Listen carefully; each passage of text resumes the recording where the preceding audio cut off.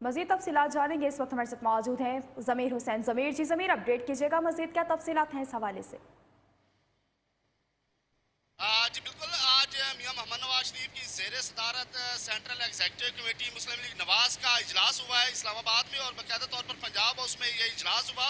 और उसी इजलास में आज नैब का जो मामला है उसको बहुत ज़्यादा उठाया गया है, और बाकायदा तौर पर उस पर यह बात की गई है क्योंकि 3 दिन पहले जो नैब की तरफ से प्रेस रिलीज जारी की गई थी जिसमें इल्ज़ाम लगाया गया था कि मियां मोहम्मद नवाज शरीफ ने $4.9 बिलियन जो है वो भारत को मुंतकिल किए। तो उस हवाले से जो है आज मियां मोहम्मद नवाज शरीफ ने साफ अदालत में भी कहा था कि उसको हम बड़ा सीरियस ले रहे हैं और उस पर जो है वो नुक्ताचीनी जो की जा रही है उसको भी देखा जाएगा। तो आज इजलास जो हुआ है उसमें बाकायदा इस मसले को उठाया गया है और बाकायदा इस पे बात की गई और कहा गया है कि चेयरमैन नैब ने जो इल्जामात लगाए हैं, जो वजाहत की गई है, उसको भी आज मुस्लिम लीग नवाज की तरफ से सेंट्रल एग्जीक्यूटिव कमेटी ने मुस्तरद कर दिया है। और बाकायदा तौर पर यह कहा गया है कि मियां मोहम्मद नवाज शरीफ की तरफ से भी और सेंट्रल एग्जीक्यूटिव कमेटी की तरफ से भी कि चेयरमैन नैब जो है वो माफी मांगे। अगर वो माफी नहीं मांगते तो उनके खिलाफ कानूनी चाराजोई का जो है वो ऐलान किया जाएगा, कानूनी चाराजोई की जाएगी।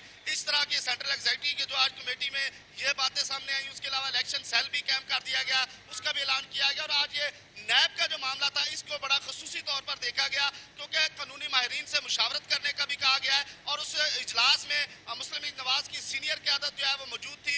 उसके बहुत शुक्रिया ज़मीर हुसैन। ज़मीर इस्लामाबाद से हमारे साथ मौजूद थे जो हमें तफसीलात से अपडेट कर रहे थे।